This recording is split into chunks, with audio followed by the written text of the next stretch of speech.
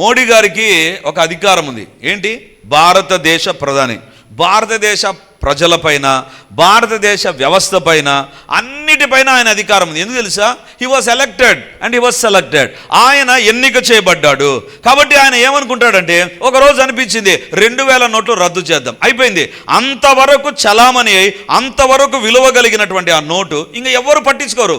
అంతవరకు కింద పడితే మొక్కున్నటువంటి వాళ్ళు ఇప్పుడు 2000 కనపడితే తొక్కిపోతారు. ఎందుకు తెలుసా? అది విలువ లేదు. అధికారముకు ఉండేటువంటిది ఏంటి తెలుసా? ఒకటి ఉంచుతారు, ఒకటి తీసేస్తారు. దేవుని బిడ్డలారా, మనిషికి ఉన్నటువంటిది అధికారం, కానీ దేవునికి ఉన్నటువంటిది సార్వభౌమాధికారం. అన్నిటిపైన అధికారం ఉంటుంది ఆయనకు.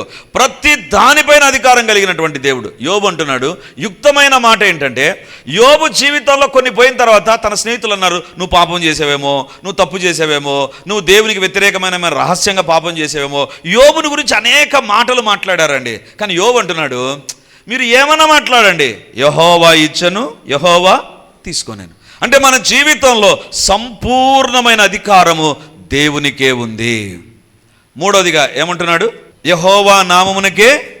మామూలుగా అక్కడ ఏం రావాలా? యెహోవా ఇచ్చను, యెహోవా తీసుకోనేను. కాబట్టి యెహోవా నామమునకే ఇదంతా చెందాలి, నాకు సంబంధం లేదు ఇది అనాలి. కానీ యోబు అంటున్నాడు, యెహోవా నామమునకే స్తుతి కలుగునుగాక. అంటే తన జీవితంలో ఒక నష్టం, ఒక బాధ, ఒక కన్నీళ్ళు వచ్చినప్పుడు అతని జీవితంలో ఏముంది తెలుసా?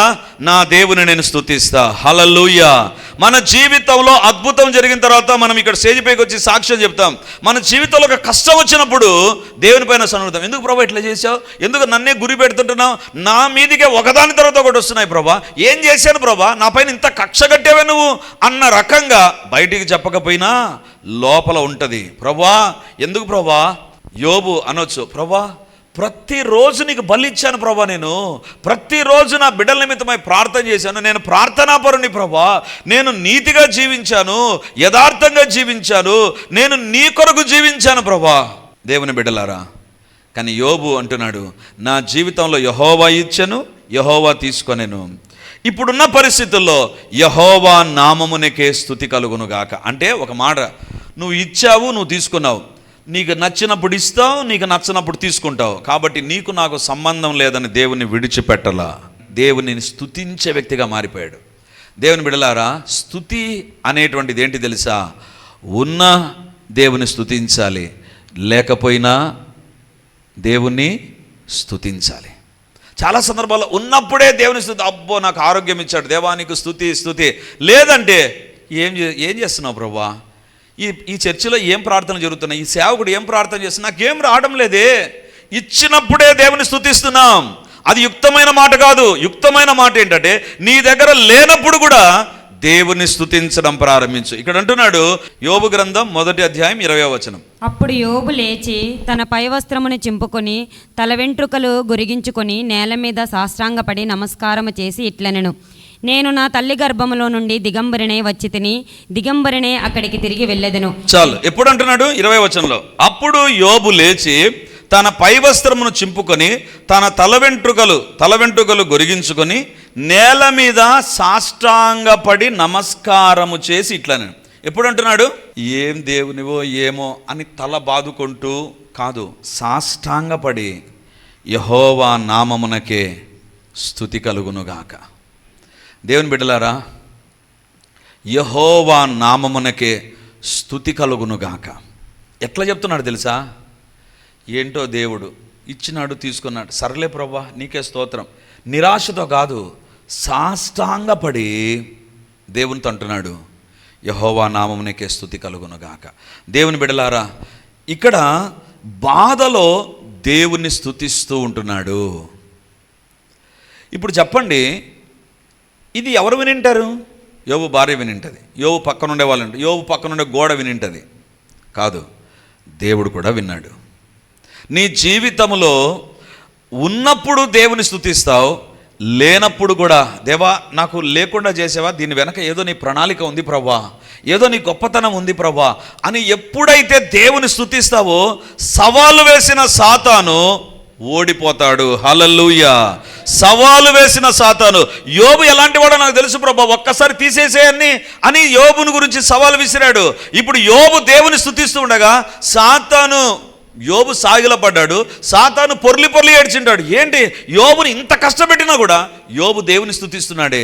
నీ జీవితంలో, నా జీవితంలో దేవుడు ఇచ్చేవాడని, దేవుడు సార్వభౌమాధికారం కలిగిన వాడని, ఉన్నా లేకున్నా దేవుని స్తుతించే వ్యక్తులమైతే నీవు యుక్తమైన మాటలు పలికే వ్యక్తివి. హల్లెలూయా. యుక్తమైన మాటలు ఏంటంటే అన్నీ ఉన్నప్పుడు స్తుతిస్తాం, ఒకటి లేనప్పుడు కూడా దేవుని మనం స్తుతించే వారంగా ఉండాలి. సాధారణమైన స్తుతి ఏంటి తెలుసా? ఇప్పుడు ఒక మాట చెప్తున్నాను, జాగ్రత్తగా వినండి. నార్మల్ టైప్ ఆఫ్ ప్రేస్ ఏంటి తెలుసా? అన్నీ బాగున్నప్పుడు దేవుని స్తుతిస్తాం. ముక్కు కారినప్పుడు, కళ్ళు బాగున్నప్పుడు, నిలబడడానికి శక్తి వచ్చినప్పుడు, బలహీనత లేకపోయినప్పుడు దేవుని స్తుతిస్తాం. కానీ కొంతమందికి ఒళ్ళు వేడెక్కి ముక్కు గారిందా, దేవా ఏం చేసావు ఈరోజు, గురువారం చర్చికి పోకుండా చేసావు ప్రభువా అని ఇంట్లో కూర్చుంటాం. మన జీవితంలో మనం తెలుసుకోవాల్సిన విషయం ఏంటంటే, దేవుడు మనల్ని ఏ మార్గం కూడా నడిపించినా దేవుని స్తుతించే వ్యక్తులమైతే, దేవుడు యోబు అంటున్నాడు, దేవా నువ్వు ఇచ్చేసావు, నువ్వు తీసుకున్నావు, నీ నామంకే నష్టం ప్రభా, నా పిల్లల్ని ఎందుకు చంపావు, నా ఆరోగ్యాన్ని ఎందుకు తీసుకున్నావు, నాకెందుకు ఈ నష్టాన్ని కలగజేశావు, నా పేరును పడిపోయింది, యోబు ఏ తప్పు చేశాడో అని ప్రజలు అంటున్నారు ప్రభా. దేవా I'm not going to praise you అనలేదండి. యోబు దేవుని స్తుతించడం ప్రారంభించాడు. దేవుని బిడ్డలారా, ఈరోజు దేవుని బిడ్డగా నీలో ఉండవలసినటువంటి యుక్తమైన మాట ఏంటి తెలుసా? దేవుడు ఇచ్చే దేవుడు సార్వభౌమాధికారం కలిగిన దేవుడు, ఏ పరిస్థితిలోనైనా దేవుని స్తుతిస్తా అనేటువంటి మాటే యుక్తమైన మాట. హల్లెలూయా. సాధారణమైన స్తుతి ఏంటంటే నీకు అన్నీ బాగున్నప్పుడు స్తుతిస్తావు. అసాధారణమైన స్తుతి ఏంటి తెలుసా? గొప్పదైనటువంటి స్తుతి ఏంటి తెలుసా? నిజమైన స్తుతి ఏంటి తెలుసా? నీ కన్నీటిలో దేవుని స్తుతిస్తావు, నీ ఒంటరితనంలో దేవుని స్తుతిస్తావు, నీ గడ్డు పరిస్థితుల్లో దేవుని స్తుతిస్తావు. దేవుని బిడ్డలారా, జేసీ రావు అనేటువంటి ఈ దైవ సేవకుని గురించి 2 మాటలు మీకు నేను చెప్పాలని ఆశపడుతుంటున్నా. మొన్నటి దినాన ఆయన సేవ చేస్తూ, ఒక స్థలంలో సేవ చేస్తూ ఆయన ప్రభు దగ్గరికి వెళ్ళిపోయారు. ఆయన హెబ్రోన్ ఫెలోషిప్లో ఒక సీనియర్ గాడ్ సర్వెంట్. ఢిల్లీలో ఆయన దేవుని సేవ చేస్తూ ఉంటాడు. సో 85 సంవత్సరాల వయసు అనుకుంటాను ఆయనకు. అవిశ్రాంతంగా తిరిగేటువంటి వ్యక్తి అండి. ఎక్కడికెక్కడ ఆయన ఢిల్లీలో సేవ చేస్తూ ఉంటే, శ్రీకాకుళం దగ్గర ఎక్కడో సేవకు వచ్చి అక్కడ సేవలో మరి ఏదో హెల్త్ ప్రాబ్లం వచ్చి ఆయన చనిపోయారండి. 84 సంవత్సరాల వయసులో నాకు తెలిసిన సమాచారం ఏంటంటే ఆయనకు లోపల పేస్ మేకర్ ఉంచారు. ఆ పేస్ మేకర్ ఉంచినటువంటి, హార్ట్కు పేస్ మేకర్ ఉంచినటువంటి వాళ్ళు ఎక్కువ దూరాలు ప్రయాణం చేయకూడదు. ఆయన ఢిల్లీ ఎక్కడెక్కడ తిరిగి దేవుని యొక్క సేవ చేస్తాడు. ఆయన గురించి నేను విన్నటువంటి సాక్ష్యం ఏంటంటే, మనమందరం పాడుకుంటాం కదా ఒక పాట, హల్లెలూయా పాడేదా ప్రభు నిన్ను కొనియాడేదా, అన్ని వేళలయందు నిన్ను పూజించి కీర్తింతును. ఈ పాట ఎవరు రాశారో తెలుసా? ఆయనే రాశాడు. ఎప్పుడు రాశాడు అంటే ఆయన సాక్ష్యం ఏంటి తెలుసా? ఒక సందర్భంలో ఆయన భార్య ఎదురుగా కూర్చొని ట్రైన్లో ప్రయాణం చేస్తూ ఒక ప్రాంతానికి వెళుతూ ఉంటే సడన్గా యాక్సిడెంట్ జరిగి తన కళ్ళ ఎదుట తన భార్య చనిపోయిందండి. కళ్ళ ఎదుట తన భార్య చనిపోయిన తర్వాత దేవుని సేవ ఇంకా గొప్పగా చేయడం ప్రారంభించాడు. వాళ్ళ భార్య చనిపోయినటువంటి 3 సంవత్సరాలు కొద్ది కాలానికి వాళ్ళ కుమారుడు వచ్చి అడిగాడు, డాడీ నేను అత్తగారింటికి వెళ్తాను, హాలిడేస్ ఉన్నాయి కదా, ఎగ్జామ్స్ అయిపోయినంటే వెళ్ళు నాన్న అని చెప్పాడు. వెళ్ళిన తర్వాత ఆ కుమారుడు అక్కడ ఉండగా ఆ కుమారునికి ఒక సమస్య వచ్చింది, కడుపు నొప్పి వస్తే అన్ని మందులు వాడారు, ఏం తగ్గలేదు. ఒకరోజు ఆయనకు ఫోన్ వచ్చింది. ఆయన బ్రదర్ ఫోన్ చేసి రావు ఒకసారి నువ్వు వెంటనే బయలుదేరి వచ్చేసే. ఎందుకు రమ్మంటున్నారు నన్ను, నువ్వు వచ్చేసేయి. అప్పుడు ఈయన అన్నాడంట, ఈ మధ్యనే నా భార్య చనిపోయింది, ఇప్పుడు నువ్వు ఏం చెప్పకుండా రమ్మంటున్నావు, నాకేదో అనుమానం ఉంది, ఏంటో చెప్పు, పర్వాలేదు ఏదైనా పర్వాలేదు అంటే నువ్వు త్వరగా వచ్చేసేయి. ఈయన వెళ్ళి చూస్తే తన కుమారునికి అపెండిక్స్ లోపల బస్ట్ అయిపోయింది. అపెండిక్స్ అనేటువంటిది చిన్నది, అంత ఉంటుంది, అది బస్ట్ అయిపోయింది, పగిలిపోయిందంటే అది అపెండిక్స్ నొప్పేస్తే తట్టుకోవడం చాలా కష్టం, పగిలిపోతే ఇక నెక్స్ట్ స్టేజ్ ఏంటంటే చచ్చిపోవడమే. విచిత్రం ఏంటంటే ఆ కడుపు నొప్పితో అబ్బాయి ఒక వారం రోజులు తిండి తినక సన్నగా అయిపోయాడండి. ఇక ఆ నొప్పి తట్టుకోలేక ఇక వాళ్ళ ఊరికి వెళ్దాం అనుకున్న సందర్భంలో అనిపించింది ఒకసారి డాక్టర్ దగ్గరికి పోతే బాగుంటుంది కదా. డాక్టర్ అన్నాడు, ఒకవేళ ఈరోజు ప్రయాణం చేసి ఉంటే రేపటి దినానికల్లా నువ్వు చచ్చిపోయింది. అప్పుడు వీళ్ళ నాన్న వెళితే అబ్బాయి పడుకున్నాడు. ఆయన అంటాడు, నా కుమారుడు నా కళ్ళ ఎదుట ఒక స్కెలిటన్గా ఉన్నాడు, అస్థిపంజరంగా, వారం రోజులు తినక కడుపు నొప్పితో ఆ పిల్లోనికి ఉండేటువంటి టాలెంట్ ఏంటంటే ఎంత నొప్పినైనా భరిస్తాడు. కొంతమందికి ఆ టాలెంట్ ఉంటుంది. కొంతమంది కొంచెమట తగిలినా కూడా ఇంకా రూఫ్ ఎత్తిపోయితోటి ఏడుస్తారు. ఆగిత్యం నంబర్ 1 ఉంటారు కొంతమంది. ఈ పిల్లాడు కరుడు కట్టినటువంటి నొప్పిని తట్టుకునే వ్యక్తి. ఎంత అపెండిక్స్ నొప్పి అంటే మామూలు నొప్పి కాదు, భయంకరమైనటువంటి నొప్పి. ఆ నొప్పిని తట్టుకొని ఉండేటువంటి వ్యక్తి ఇక ఆ నొప్పిని భరించలేక ఏడుస్తున్నాడంట. డాక్టర్ అన్నాడంట, ఈ అబ్బాయికి ఇప్పుడు ఆపరేషన్ చేస్తామంటే చచ్చిపోతాడు, ఎందుకంటే చాలా బలహీనంగా ఉన్నాడు. ఈ అబ్బాయికి తీసుకుని ఆహారం పెట్టి ఆ తర్వాత తీసుకురండి. ఇంటికి వచ్చి కడుపు దగ్గర దిండు పెట్టుకొని కడుపు పట్టుకొని గట్టి గట్టిగా ఏడ్చేవాడంట. అప్పుడు ఈయన తన కుమారుని చూసి ఏం మాట్లాడలేక ఆ కుమారుని వీపు మీద దేవుడు సహాయం చేస్తాడులే ఇమాన్యుయల్, దేవుడు సహాయం చేస్తాడులే.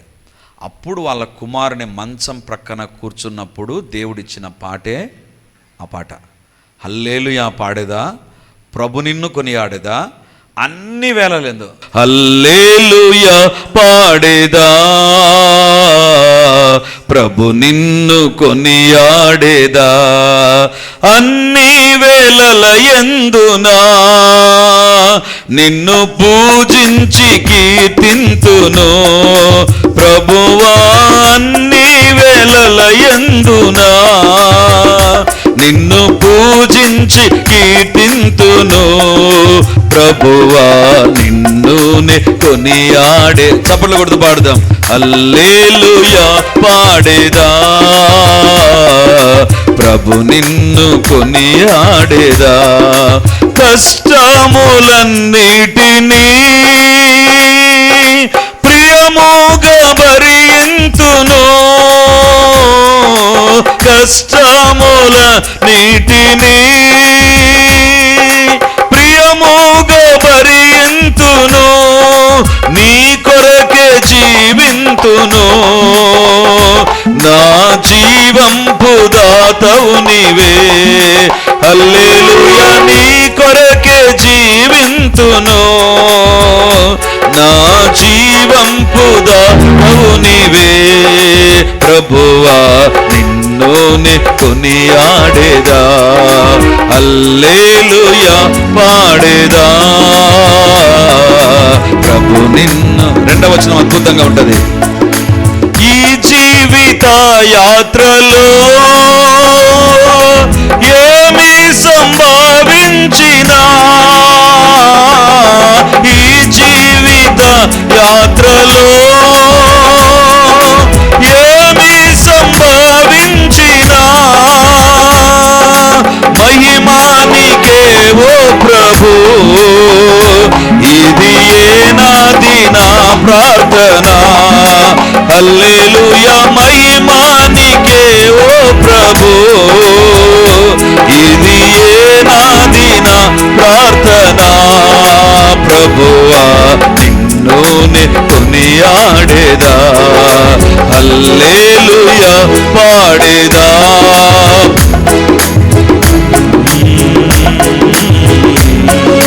హల్లెలూయా పాడేదా, ప్రభు నిన్ను కొనియాడేదా, అన్ని వేళల యందునా నిన్ను పూజించి కీర్తింతును, అన్ని వేళల యందునా నిన్ను పూజించి కీర్తింతును ప్రభువా, నిన్నునే కొనియాడేదా. యెహోవా ఇచ్చెను, ఆయన ఇచ్చే దేవుడు, ఆయన తీసుకునే దేవుడు, ఆయనకు సర్వ హక్కులు నా పైన ఉన్నాయి, కానీ నేను మాత్రం ఆయన ఎల్లప్పుడూ స్తుతిస్తా. హల్లెలూయా. అదే మొట్టమొదటి యుక్తమైన మాట యోబు పలికినటువంటి మాట. ఈరోజు దేవుడు అడుగుతుంటున్నాడు, దేవుడు నీకు ఇస్తున్నాడా? దేవునికే స్తుతి కలుగును గాక. దేవుడు ఇవ్వకుండా ఏమైనా ఆపేశాడా? లేదా ఉండేటువంటిది నీ దగ్గర నుంచి ఏమైనా మిస్ అయిపోయినట్టు అనిపిస్తుందా? యెహోవా నామమునికే స్తుతి. యుక్తమైన మాట. దేవుని ప్రశ్నించవద్దు, దేవుని నిందించవద్దు, దేవుని మీద సనగవద్దు, దేవుని మీద కొనగవద్దు, దేవుని స్తుతించడం ప్రారంభించు. స్తుతిలో ఉన్నటువంటి శక్తి ఏంటి తెలుసా? యోబు దేవుని స్తుతించాడంట, సాగిలపడి దేవుని స్తుతించాడంట. నాకు అనిపించింది, ఎందుకు యోబు నువ్వు సాగిలపడి స్తుతిస్తున్నావు? ఏముందని? అన్ని పోయినాయి కదా, అన్నీ లేవు కదా. దేవుని బిడ్డలారా, నిజమైన స్తుతి ఎక్కడ ఉంటుంది తెలుసా? లేనప్పుడు వచ్చేటువంటిదే నిజమైన స్తుతి. హల్లెలూయా. ఈరోజు ఏదైనా నీ దగ్గర లేదా? ఏదైనా నీ దగ్గర లేదా? అలాగైతే దేవుని స్తుతించు. ప్రభువా, నా జీవితంలో నీకే స్తుతి కలుగునుగాక. నేను సనగను ప్రభువా, గొనగను ప్రభువా, ప్రశ్నించను ప్రభువా, నిన్ను కేవలం నేను స్తుతిస్తాను ప్రభువా. దేవుని బిడ్డలారా, యోబు స్తుతించాడు. 42వ అధ్యాయం వస్తుంది. యోబును రెండింతలుగా దేవుడు దీవించాడు. హల్లెలూయా. యుక్తమైన మాట ఎప్పటికీ ప్రతిఫలాన్ని తీసుకొని వస్తుంది. యుక్తమైన మాట ఎప్పటికీ గొప్ప ఆశీర్వాదాన్ని తీసుకొని వస్తుంది. యోబును గురించి దేవుడు చెప్పినటువంటి మాట, యోబు స్నేహితులు యోబును ప్రశ్నించారు. యోబును గురించి చాలా వాళ్ళు రీసెర్చ్ చేశారు, చాలా స్కానింగ్ చేశారు యోబును గురించి. దేవుడు అంటాడు యోబును గురించి, యోబు నా గురించి యుక్తమైన మాటలు మాట్లాడు. మీ ముగ్గురు మీ తెలివితేటలు అన్నీ ఉపయోగించి యోబును గురించి మీరు మాట్లాడారు, నా గురించి కూడా మాట్లాడారు. మీరు యుక్తమైన మాటలు మాట్లాడాల. యుక్తమైన మాట అంటే దేవుడు ఇస్తాడు. దేవుడు సార్వభౌమాధికారం కలిగిన దేవుడు. దేవుని నామమునకే స్తుతి కలుగునుగాక. హల్లెలూయా. రెండవదిగా యోబు పలికినటువంటి మాట, యోబు గ్రంథం 13వ అధ్యాయం 15వ వచనం. Book of Job chapter 13 verse 15. ఇదిగో ఆయన నన్ను చంపినను నేను ఆయన కొరకు కనిపెట్టుచున్నాను. ఆయన సన్నిధిని నా ప్రవర్తన న్యాయమని రుజువుపరుతును. ఇదిగో ఆయన నన్ను చంపినను నేను ఆయన కొరకు కనిపెట్టుచున్నాను. యోబు పలికినటువంటి రెండవ యుక్తమైన మాట ఇది. ఎప్పుడు పలికాడు? తన జీవితంలో భయంకరమైన బాధ గుండా యోబు వెళ్తున్నాడు. తన బిడ్డలందరూ చనిపోయారు, ఒక్కరు కాకొక్కరు మిగల. రెండవదిగా తన ఆస్తి పోయింది, ఏమీ లేకుండా అయిపోయాడు, పాపరైపోయాడు. మూడవదిగా తన శరీరంలో ఆరోగ్యం పోయింది. నాలుగవదిగా తన స్నేహితులు వచ్చి విపరీతంగా మాట్లాడుతుంటున్నారు. యోబుకి ఇష్టం లేనటువంటిది ఏంటో యోబు తినాల్సి వచ్చింది. యోబుకు గుడ్డులో పచ్చసొన అంటే ఇష్టంలా. యోబు అంటాడు, నాకు అది ఇష్టం లేదు, అదే నేను తినాల్సి వచ్చింది. యోబుకి ఇష్టం లేనిది అంతా కూడా యోబు జీవితంలో జరుగుతూ ఉండగా యోబు ఏమంటున్నాడు తెలుసా? ఇదిగో ఆయన నన్ను చంపినను నేను ఆయన కొరకు కనిపెట్టుచున్నాను. మామూలుగా ఏమంటారు తెలుసా? దేవుడు నన్ను ఆశీర్వదిస్తే దేవుని నమ్ముతా, దేవుడు నాకు సహాయం చేస్తే దేవుని నమ్ముతా. యోబు అంటున్నాడు, నేను ఎప్పుడు నమ్ముతాను తెలుసా? నన్ను చంపినా నేను ఆయన కొరకే కనిపెట్టుచున్నాను.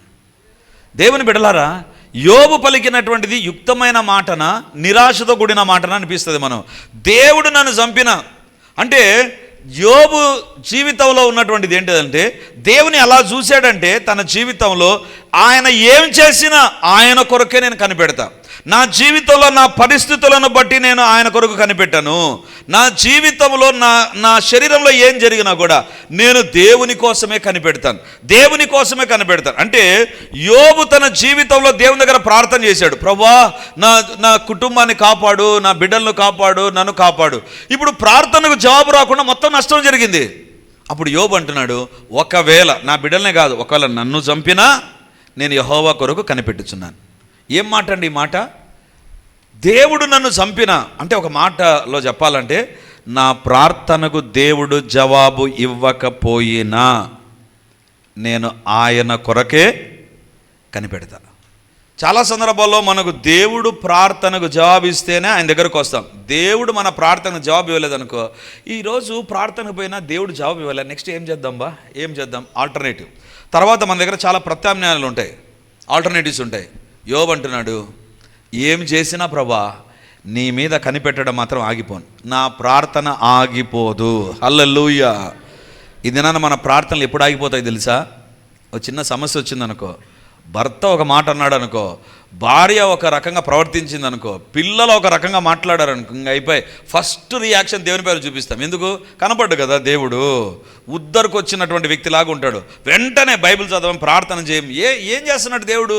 ఎందుకు నేను ప్రార్థన చేస్తున్నా? దేవుని బిడ్డలారా, మన జీవితంలో మన ప్రార్థనకు జవాబు రానప్పుడు వెంటనే దేవుని పైన మన తలంపులు మారిపోతాయి. కానీ ఇక్కడ బైబిల్లో రాయబడి, if you don't answer me lord, నీవు నా ప్రార్థనకు జవాబు ఇవ్వకపోయినా నేను కనిపెడతాను. ఇది ఏ రకంగా ఉందంటే, ఒక బ్యాంక్ దగ్గరికి పోయి మీరు నాకు లోన్ ఇవ్వండి లోన్ అని అడిగితే వాళ్ళు లోన్ ఇవ్వము అని సైలెంట్ అయిపోయినారు అనుకో, అయినా వాళ్ళ దగ్గరికి పోయి నేను మీరు ఇచ్చేంతవరకు కనిపెడతానంటే ఎవరన్నా చూసి ఏమంటారండి? ఏం ఆ బ్యాంక్ లేకపోతే ఇంకొక బ్యాంక్ లేదా, పోవచ్చు కదా, ఏమే ఆ బ్యాంక్ ఒకటైనా ఉండేది, బ్యాంకు లేకుండా దేశం గొడ్డుపోయిందా అంటారు.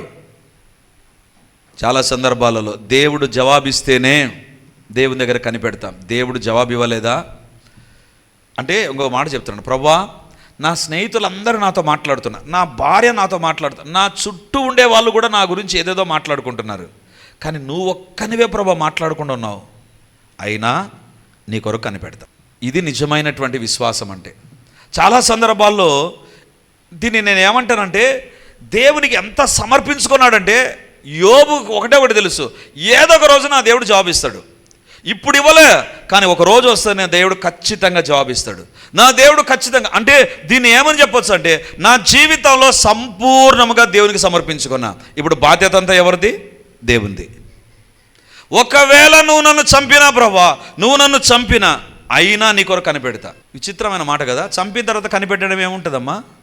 చంపిన తర్వాత ఎత్తి బూడ్చిపెట్టాలా, కనిపెట్టడం ఏముంటుంది? ఇది రాంగ్ స్టేట్మెంట్. అంటే తన జీవితంలో ఎలాంటి పరిస్థితులు వచ్చినా, ప్రభా ప్రార్థన మాత్రం ఆగిపోదు, నీ దగ్గర కనిపెడితే ఉంటాను ప్రభా. దేవుని బిడ్డలారా, మన జీవితాల్లో చాలా సందర్భాల్లో అంటావు, మీరు దేవుని బిడ్డగా మారారా? దేవుని అంగీకరించారండి, దేవునికి నా జీవితాన్ని సమర్పించుకున్న నీవు ఆయా సందర్భాల్లో దేవుడు నీ ప్రార్థనకు జవాబు ఇవ్వకపోతే లోపలే ఎందుకు చేయలేదు దేవుడు? ఏం దేవా, నీకు చర్చిలో ఏసీ యూనిట్లు కూడా డబ్బు ఇచ్చినా, నేను నా కష్టంలో ఇచ్చినా అంటే చెప్తున్నా.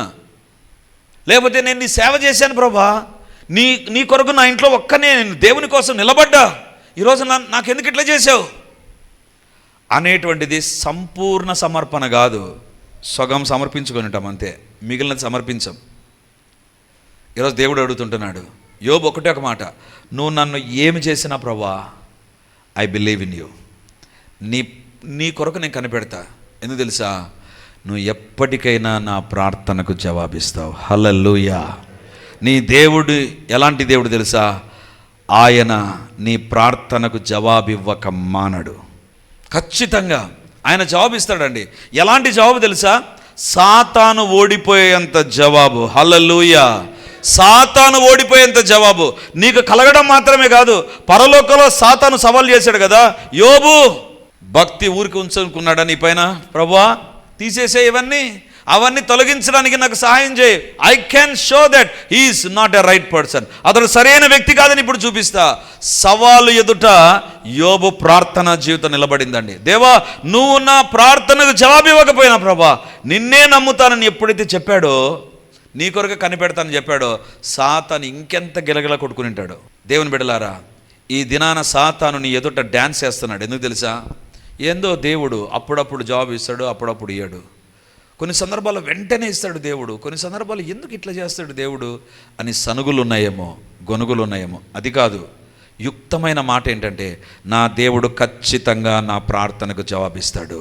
హల్లెలూయా. అరచుచుండు పిల్ల కాకులకే ఆయన ఆహారం ఇస్తే, తన స్వరక్తం ఇచ్చి సంపాదించిన నా జీవితంలో ఎందుకు జవాబివ్వడు? ఎప్పుడైతే ఈ మాట అన్నాడో, సాతాను ఓటమి పొందాడు, యోబు జీవితంలో రెండింతల ఆశీర్వాదాలు వచ్చేసాయి. హల్లెలూయా. యోబు గ్రంథం ఈరోజు పరిశుద్ధ గ్రంథంలో ఉంది అంటే కారణం ఏంటంటే, యోబు అన్నాడు, నీ దగ్గరే కనిపెడతాను ప్రభా, నా ఎదుట ఏమీ లేకపోయినా, నా ఎదుట సనుగుళ్ళు ప్రశ్నలు అన్నీ ఉన్నా Prabha, I will wait for you, నీ కోసం కనిపెడతాను ప్రభా. ఈరోజు మన ప్రార్థనలు కొన్ని మంచిగా టక దేవుడు జవాబులు ఇచ్చేస్తే, అబ్బో ఇక మనం దేవుని పైన ఎంత ఆధారపడతామో. కొన్ని సందర్భాల్లో దేవుడు బ్రేక్ వేసినప్పుడు అర్థం కాదు ఎందుకు వేసాడో. ఇంక మనం ప్రత్యామ్నాయం చూసుకుంటాం. దేవుని బిడ్డలారా, అక్కడే సాతాను విజయాన్ని సాధిస్తాడు. అలా కాదు, ప్రభా యేసు ప్రభు ప్రార్థన కూడా తండ్రి అయిన దేవుడు ఏమన్నాడు? జవాబు ఇవ్వాలి, కామ్గా ఉన్నాడు. సాధ్యమైతే ఈ గిన్నెను తొలగించాలి కదా. దేవుడు ప్రార్థన చేస్తే జరగకపోవడం ఏంటి? కానీ లోకంలో గొప్ప రక్షణ కలగాలి అంటే some prayers should not be answered. ఈరోజు నీ జీవితంలో దేవుడు నీ ప్రార్థనకు జవాబు ఇవ్వడం లేదు అంటే ఒక కారణం, నీలో పాపం కలిగి దేవుని అడుగుతున్నావేమో చూసుకో. రెండవ కారణం, ఒకవేళ నువ్వు పాపం లేకుండా దేవుని పైన ఆధారపడుతున్న దేవుని దగ్గర నుంచి జవాబు లేదా, అది సరి అయిన సమయం కాదు. ఒక సమయం వస్తుంది, దేవుడు కార్యాన్ని చేస్తాడు. దేవుడు ఖచ్చితంగా కార్యం చేస్తాడు. ఎందుకంటే యోబు అంటున్నటువంటి మాట, ప్రభా నువ్వు ఒకవేళ నన్ను చంపినా, యోబును చంపలే దేవుడు, అయినా యోబు అంటున్నాడు, నీ కొరకే కనిపెడతాను ప్రభా, నా జీవితంలో నా ప్రార్థన ఆగిపోదు, నేను ప్రార్థనలో తగ్గిపోను, నా ప్రార్థన నిలిచిపోదు. దేవుని బిడ్డలారా, యోబుకు తెలియకుండా పరలోకంలో సాతాను ఒక యుద్ధాన్ని ప్రకటించాడు, యోబు పైన, యోబు ఆస్తి పైన, యోబు కుటుంబం పైన, యోబు పిల్లల పైన. కానీ భూలోకం నుంచి సాతానును కొడితే పరలోకంలో దేవుని సన్నిధానంలో ఓడిపోయాడు. ప్రార్థనకున్న పవర్ ఏంటి తెలుసా? నీకు వ్యతిరేకంగా నీకు తెలియకుండా ఎన్ని రకాల సీక్రెట్ అజెండాస్ జరిగినా నీవు దేవుని పైన ఆధారపడి ముందుకెళ్తుండగా ప్రతి సాతాను ప్లాన్ వ్యర్థమగునుగాక. ప్రతి సాతాను ప్లాన్ వ్యర్థమవుతుంది.